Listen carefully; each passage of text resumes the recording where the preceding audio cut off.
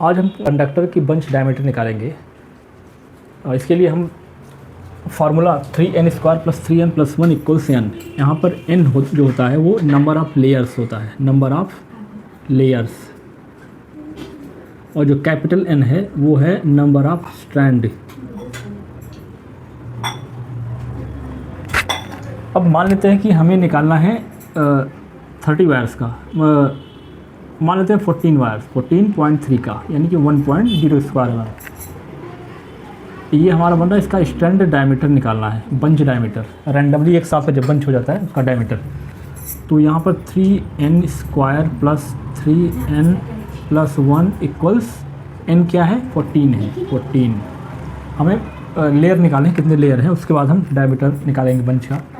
तो यहाँ पर 3n² + 3n + 1 यहाँ इधर आ जाएगा ये -13 = 0।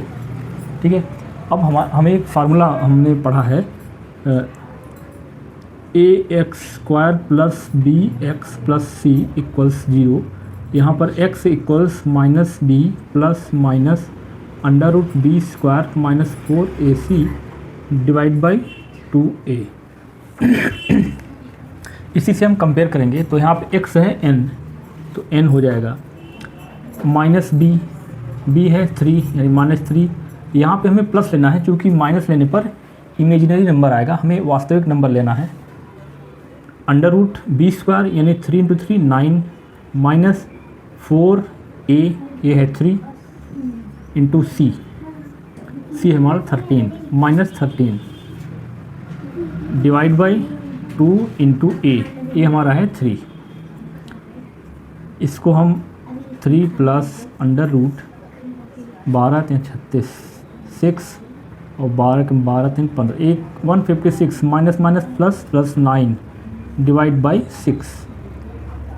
यहाँ पर इसको हम सॉल्व कर लेंगे।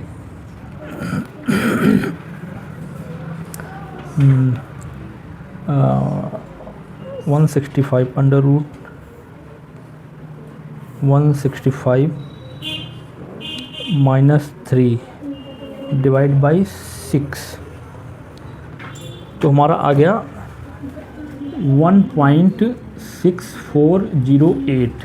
4 डिजिट में ले लेंगे, या आप इसको राउंड ऑफ कर सकते हो, 1.641 अप्रॉक्सीमेट। ये हमारा n आ गया।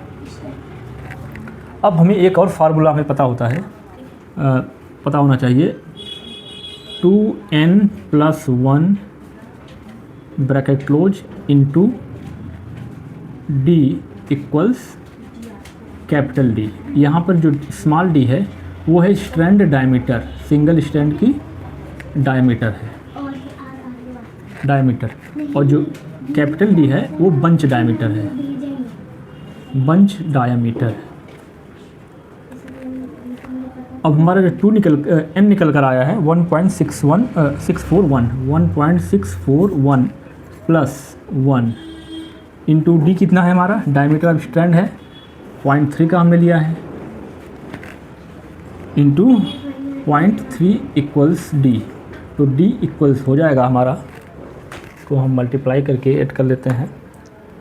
ये है 2 × 1.641 + 1 इंटू 0.3 1.2846 यानी ऑलमोस्ट हमारा आ जाएगा 1.29 mm।